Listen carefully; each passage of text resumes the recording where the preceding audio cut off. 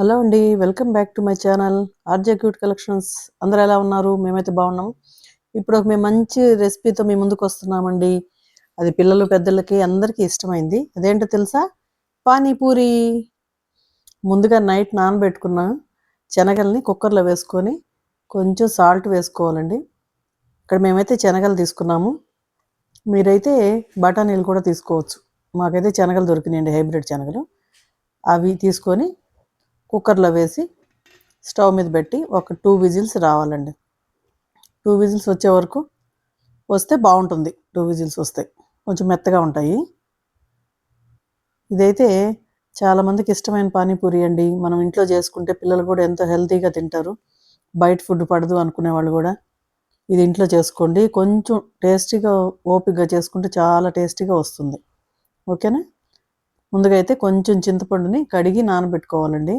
ఇక్కడ చింతపండు అయితే కొంచెం నల్లగా ఉంటుంది, మన దగ్గర అయితే కొంచెం తెల్లగా ఉంటుంది. ఇది కొంచెం పాత చింతపండు అండి ఇది, అందుకని కొంచెం పులుపు కూడా ఎక్కువ ఉంటుంది. అందుకని కొంచెం వేసుకోవాలి. వేసుకొని వాటర్ పోసుకొని ఒక 1/2 అవర్ నానబెట్టుకోవాలండి.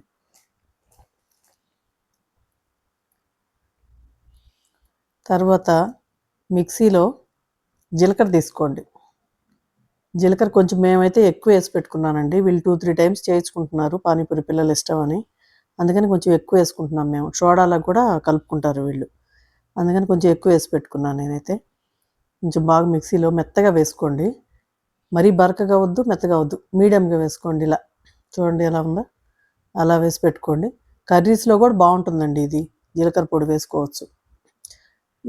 తర్వాత కొత్తిమీర, పుదీనా ఒక 2 గుప్పెలు మాత్రం తీసుకోండి. 2 గుప్పెళ్ళు తీసుకొని మిక్సీలో వేసుకోండి. సన్నగా కట్ చేసి పెట్టుకోండి ముందుగానే. దాంట్లో కొంచెం ఒక 4-5 పచ్చిమిర్చి వేసుకోండి.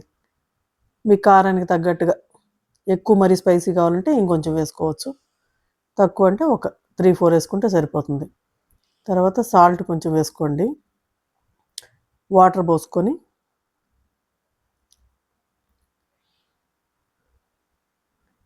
మిక్సీలో వేసేసుకోండి. కొంచెం మెత్తగా వేసుకోండి. వాటర్ ఎక్కువ కలుస్తాయి, కొంచెం మరీ మెత్తగా కాదు, మరీ బరకగా కాకుండా వేసుకోండి. చూసారు కదా, ఇదిగో ఇలా. ఇదంతా నేనైతే ఒక బౌల్లో పోసుకున్నాము. ఈ బౌల్ నిండా చేసుకుందామని దాంట్లో పోసామండి. మీరు మీ ఇష్టం, మీరు ఎంత బౌల్కైనా చేసుకోండి. వాటర్ ఎన్ని కలుపుకుంటే అన్ని పానీ వస్తాయి మనకి. దాన్ని బట్టి చింతపండు అన్నీ వేసుకుంటే బాగుంటుంది టేస్టీగా. నేనైతే కొంచెం వాటర్ ఫుల్గా పోసానండి. 2-3 టైమ్స్ పోస్తున్నాను నేనైతే. మీరు మాత్రం దాని నిండా పోసుకోండి. ఒకేసారి పోసుకుంటే కూడా దాని నిండా వేసేసుకోండి.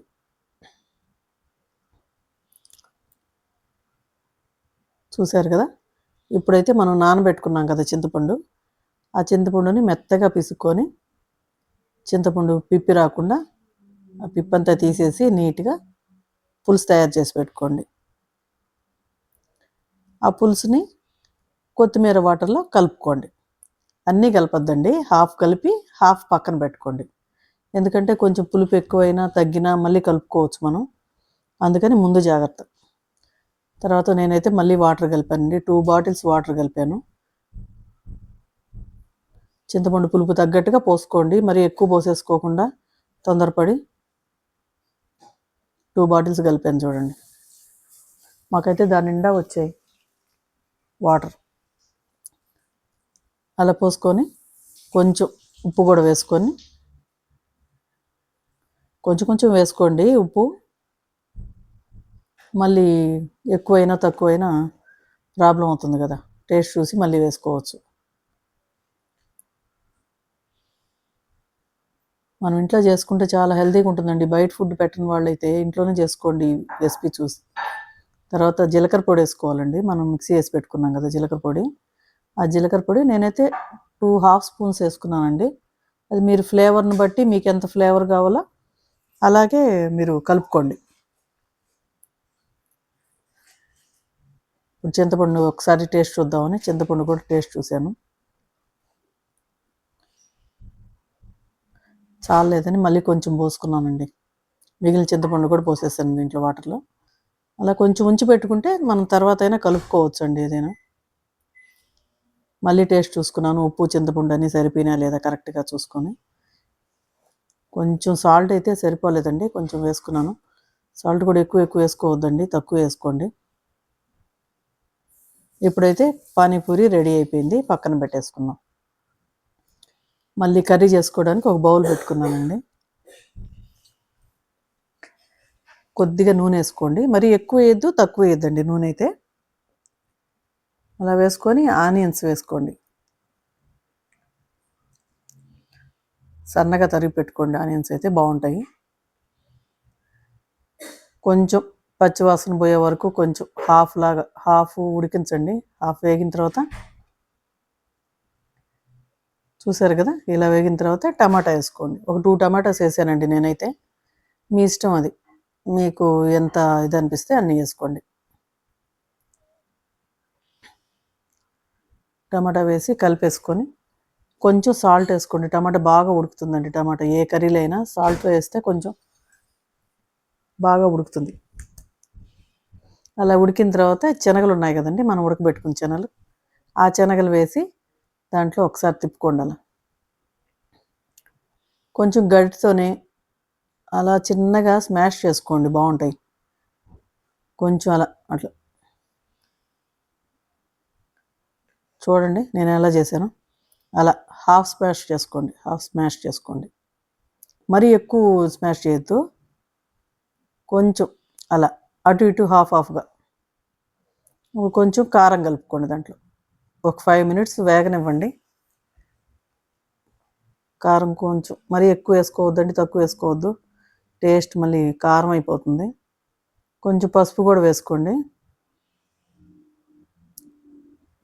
కొంచెం అలా సాల్ట్. మా చిన్ను హెల్ప్ చేస్తున్నాడు చూడండి, నాకు ఎలా వేస్తున్నాడు సాల్ట్ అవన్నీ. ఒక చేత్తో ఫోన్ పట్టుకొని ఒక చేత్తో వీడియో తీస్తున్నానండి, అందుకని మా అబ్బాయి నాకు హెల్ప్ చేస్తున్నాడు. కొంచెం ఒక 5 minutes వేగాలండి. కొంచెం ఫ్రై అయిన తర్వాత వాటర్ కలుపుకోండి. చాట్ మసాలా కూడా ఒక స్పూన్ చాట్ మసాలా వేసుకోండి, దాంట్లో బాగుంటుంది.